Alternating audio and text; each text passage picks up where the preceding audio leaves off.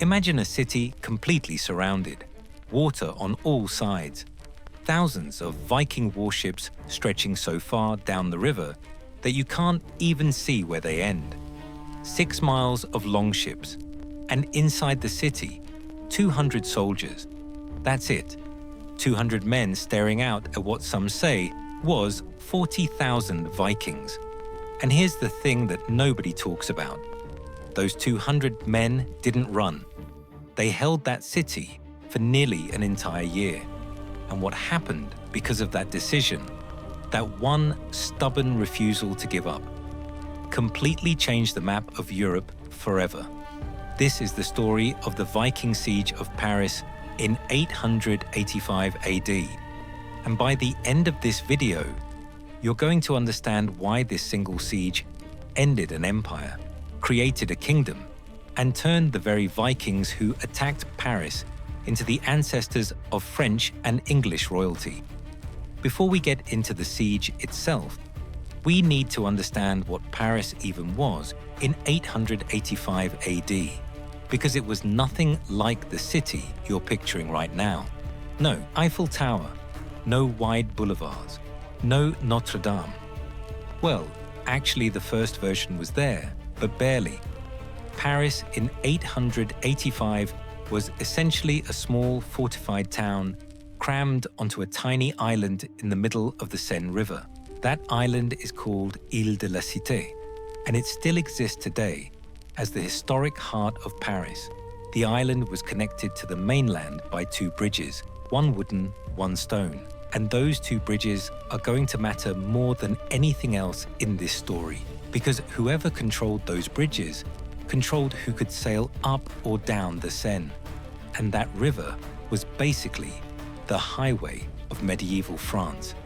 Control it, and you control everything, which is exactly why the Vikings wanted it so badly. And it's exactly why Paris refused to let them have it. Quick word before we go further. Most people know history as a list of dates and outcomes, but the men inside those walls in 885 didn't know how this ended. They didn't know if they'd survive the week. This channel is about telling history the way it actually happened, in real time, with real stakes, from the actual record. If that's the kind of history you've been missing, subscribe right now and hit the bell. It's free. It's here every week, and we're just getting started. Now, back to Paris. To really feel the weight of this moment, you have to go back 40 years before the siege even started. Because the Vikings didn't just show up one day out of nowhere. They had been coming for a long time.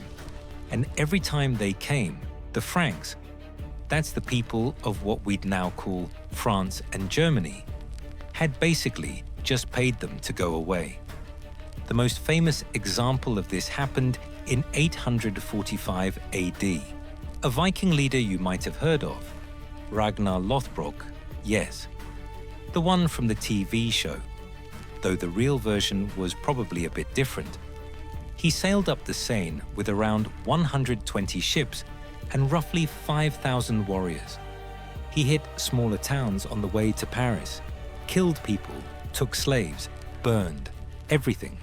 And when he reached Paris itself, he didn't even have to fight that hard. The Frankish king at the time, Charles the Bald.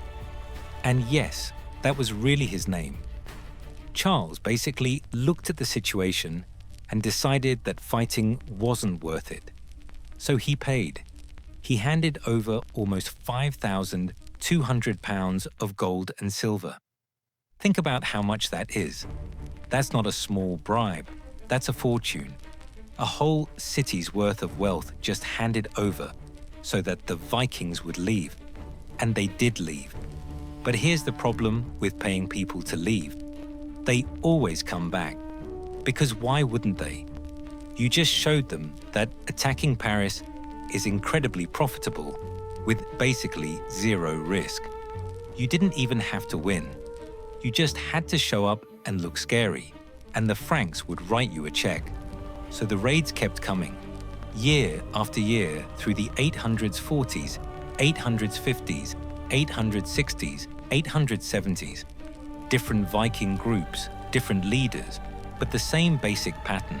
Sail up the Seine, burn some things, collect your silver, go home. The Franks got so used to this that paying off Vikings was essentially official government policy.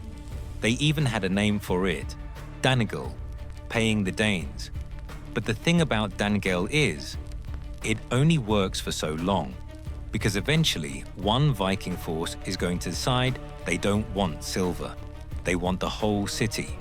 And in November of 885, that force arrived. Picture this.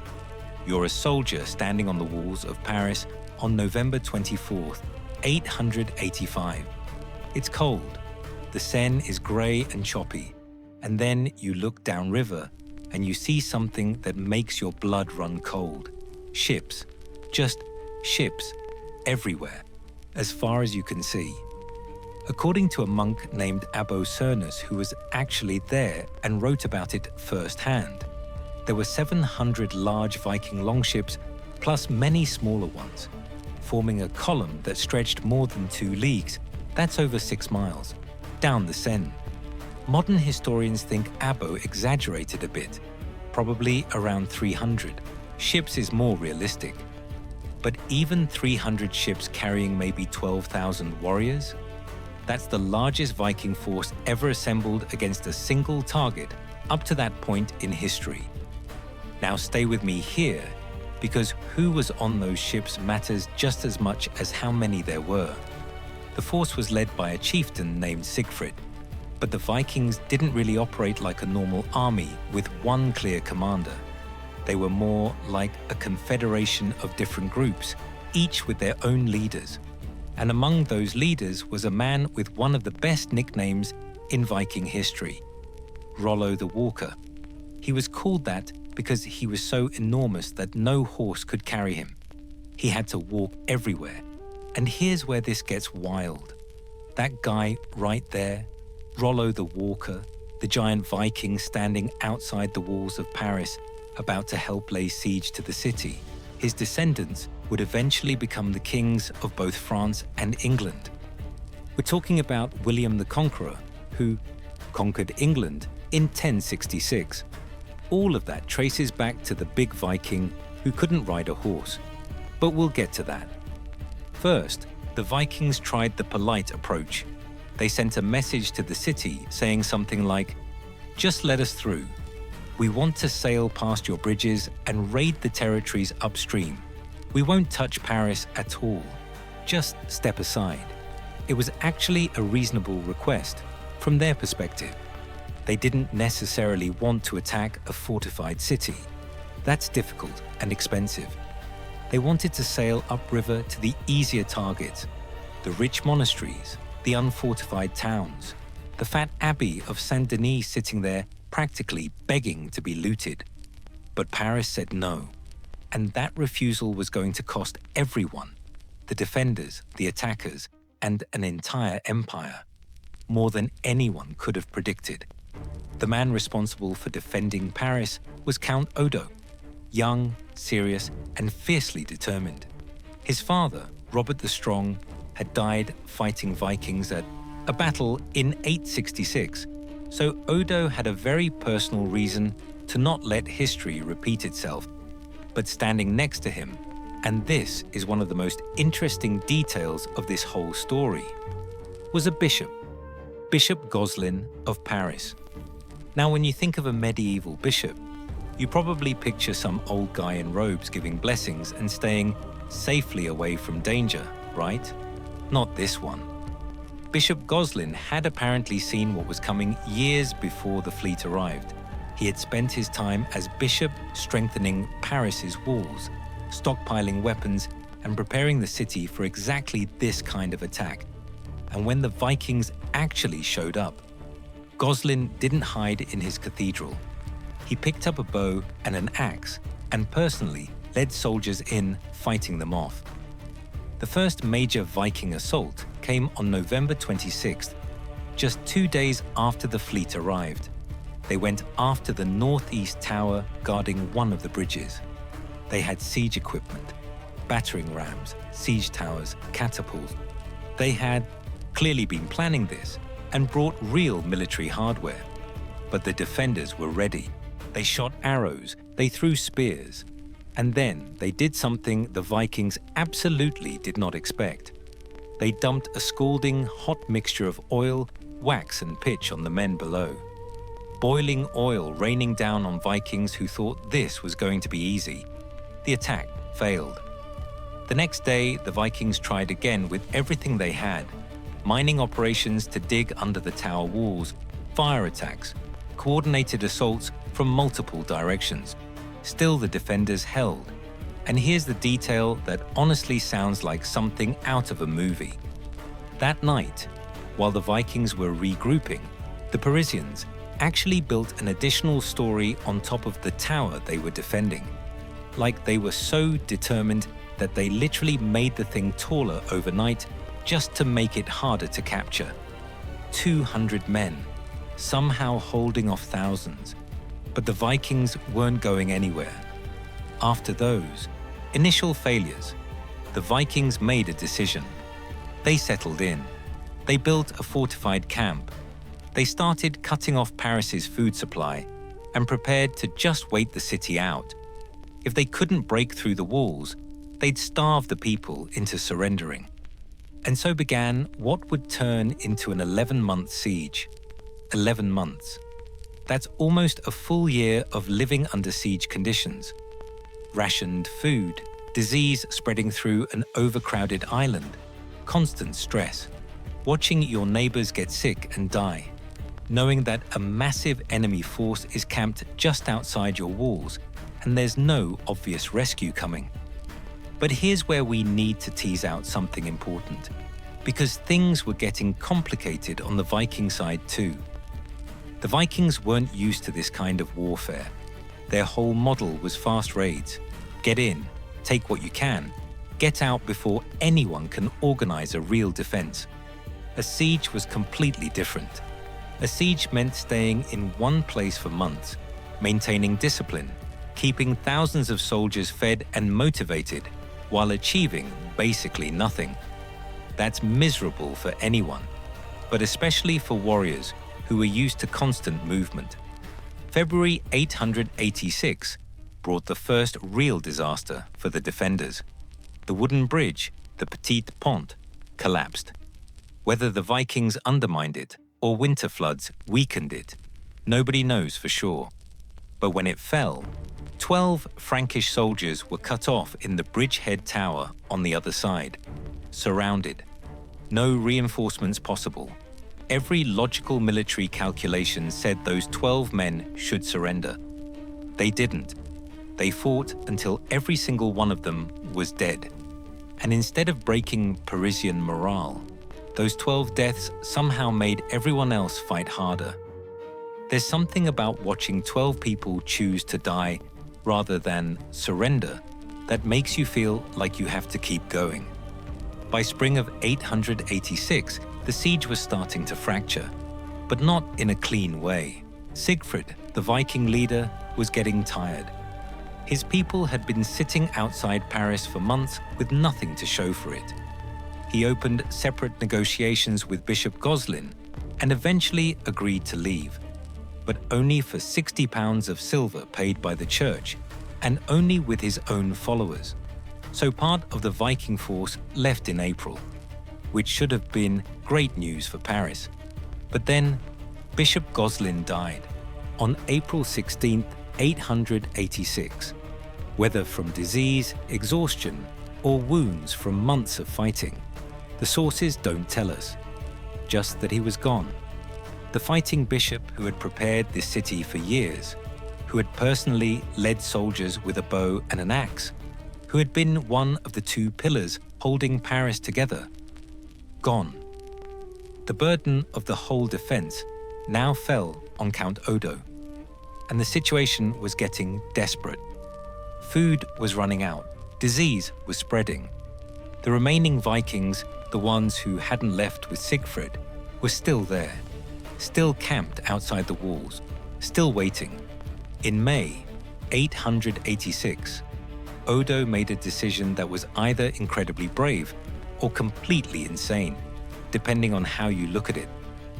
He slipped through the Viking lines in the dark of night, somehow evaded thousands of enemy soldiers, and set off to find the emperor. The emperor at this time was Charles the Fat. Yes, another Charles with an unflattering nickname. And he was the ruler of what remained of Charlemagne's old empire. He was the one person with enough power to actually send a relief army to Paris. But he was hundreds of miles away, dealing with his own problems, and he was not exactly known for being decisive. While Odo was gone, command of Paris passed to his nephew Ebels, who turned out to be another tough defender. He kept the Vikings off balance with nighttime raids on their camps, keeping the pressure on even as the city's resources dwindled. Then in June, Odo came back. And I want you to understand what that means. He didn't come back through a clear path.